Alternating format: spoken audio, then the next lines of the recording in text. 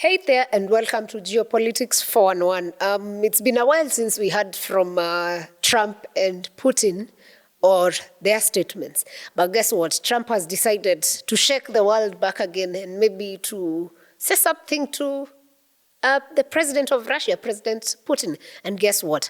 Trump has threatened Russia and told them, you know what, you have 10 to 12 days or else I'm giving sanctions. And as always, the president of Russia, who's not, moved by small messages or threats, has not even responded.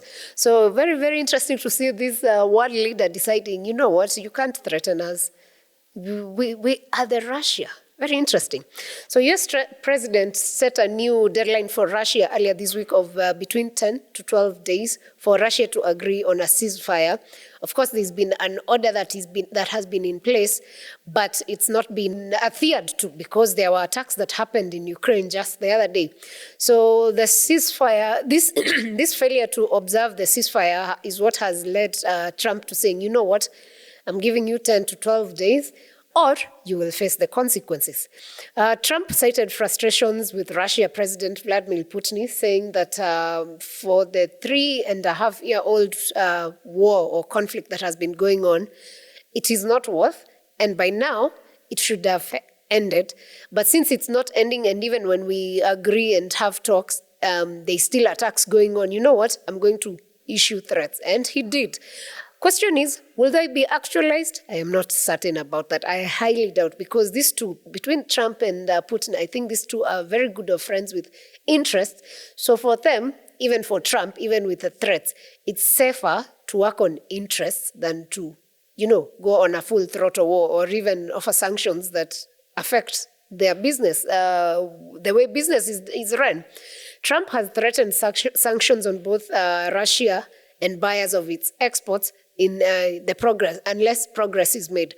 So the biggest, actually at the moment, India is importing a lot of oil and gas from Russia, because after the first sanctions were given, then India became the people who are buying from, gas and oil from Russia. So does this fresh deadline suggest that the US president is prepared to move forward with threats even after the previous hesitation, because it's not the first time? Oh, well, being Trump, I highly doubt. Knowing that he's dealing with Putin, again, I highly doubt. So he was issuing these threats when he was in Scotland, where he was holding a meeting with European leaders, where he also issued other threats.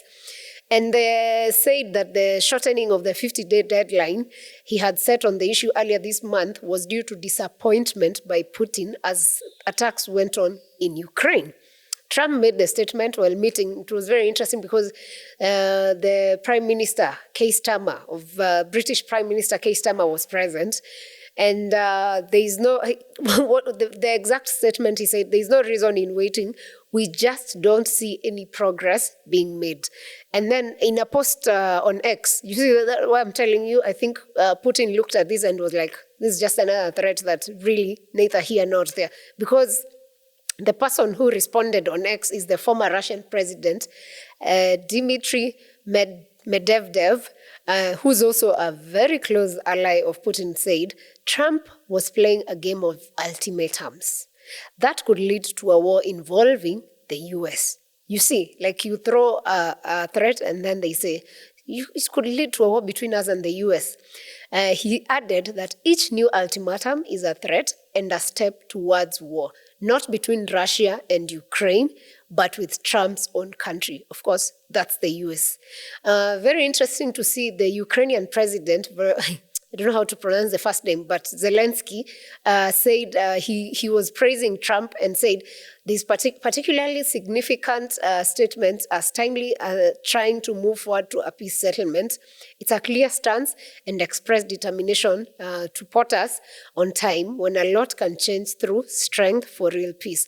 I thank President Trump for his focus on saving lives and stopping this horrible war.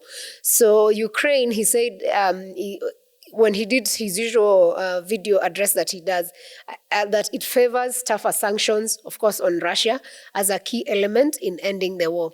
Russia pays attention to sanctions and pays attention to such losses.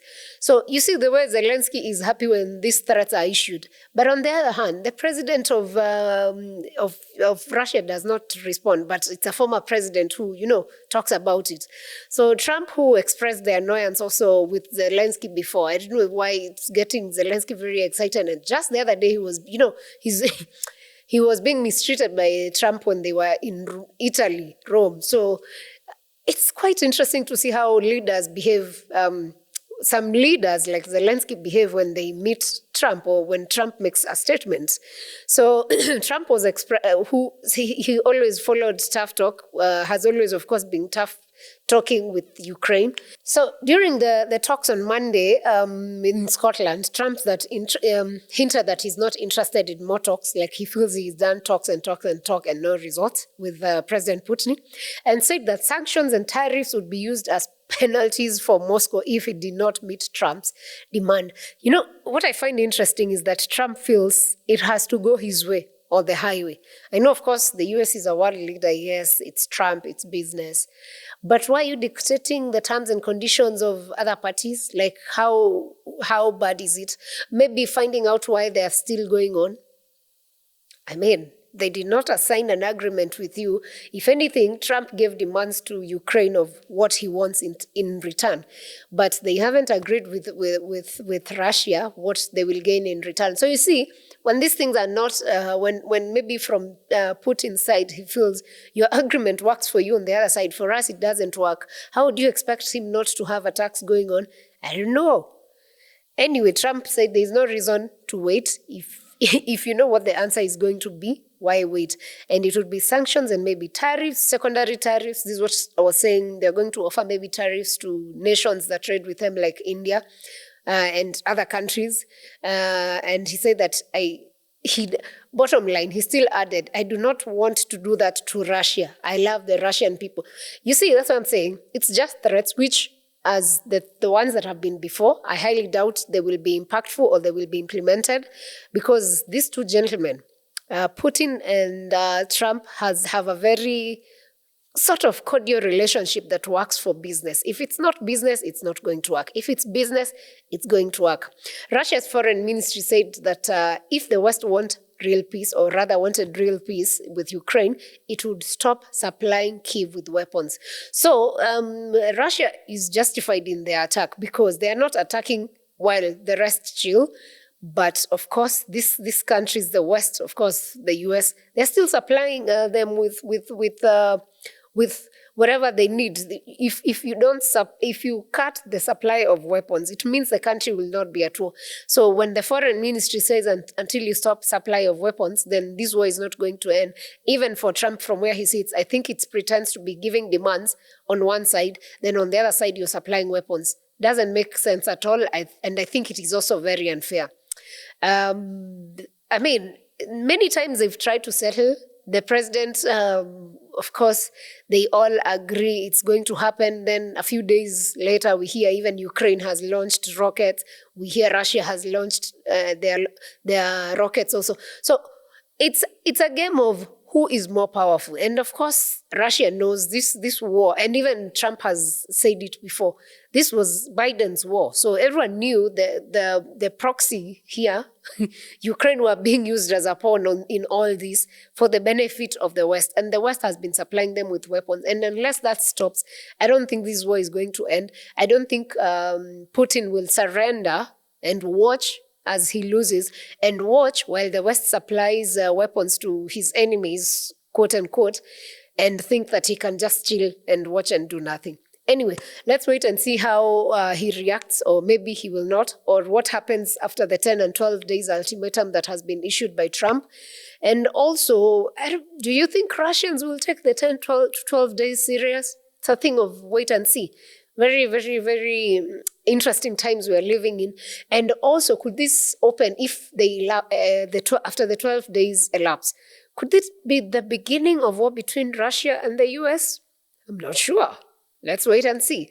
Thank you for watching. Remember to share with us in the comments section what you feel about this and what you think is going to take place next. And yeah, thank you for watching. We'll see you on the next episodes.